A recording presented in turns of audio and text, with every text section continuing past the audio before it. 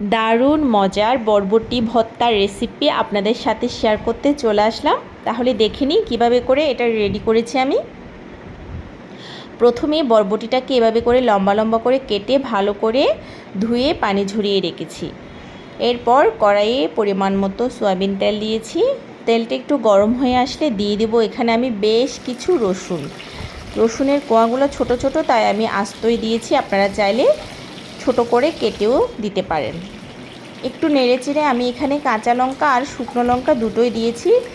ভর্তাতে কিন্তু কাঁচা লঙ্কা শুকনো লঙ্কা দুটোই খুব ভালো লাগে, চাইলে যে কোনো একটাও দিয়ে করা যাবে। খুব ভালো করে যখন ভাজা হয়ে গেছে রসুন কাঁচা লঙ্কা আর শুকনো লঙ্কা, এরপর আমি বরবটিগুলো সবগুলো দিয়ে দিয়েছি। কোনো জল আমি এখানে ইউজ করব না বরবটিটা সেদ্ধ করার জন্য। আমি একটু নেড়েচেড়ে অল্প আঁচে এটাকে ভালো করে ভেজে নেব। অল্প একটু লবণও দিয়ে নিয়েছি। পরে ভর্তা যখন আমি পাটায় বাটবো বা ব্লেন্ডারে বাটবো তখন কিন্তু আমি আরও একটু লবণ অ্যাড করব। তো পরিমাণ মতো একটু লবণ দিয়ে একটু নেড়েচেড়ে দিচ্ছি।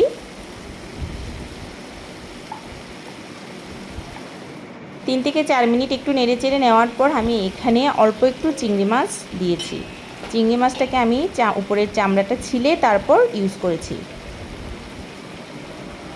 চাইলে এখানে আপনারা ছোট চিংড়ি মাছও ইউজ করতে পারেন।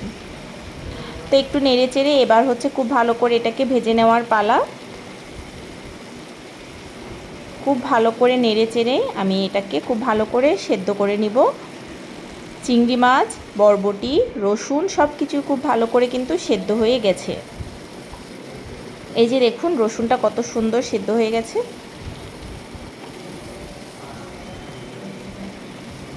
আরও একটু নেড়েচেড়ে নিচ্ছিলাম।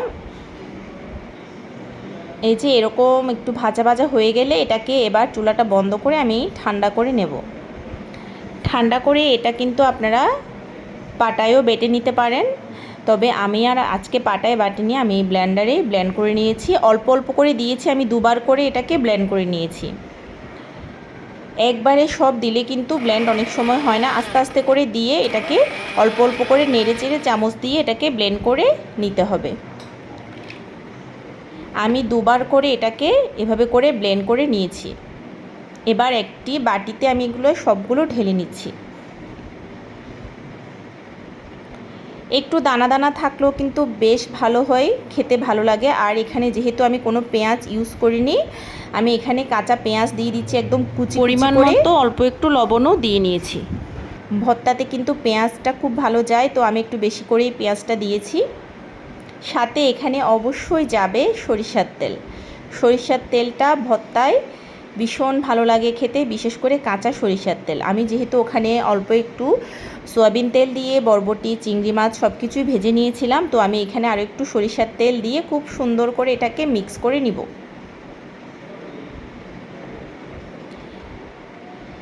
এটা চাইলে আপনারা হাত দিয়েও করতে পারেন। খুব সুন্দর করে মিক্স করে নেওয়ার পর দেখুন কত সুন্দর হয়েছে বরবটি ভর্তাটা। আর কোনো কিছুই করতে হবে না, জাস্ট এতটুকুই।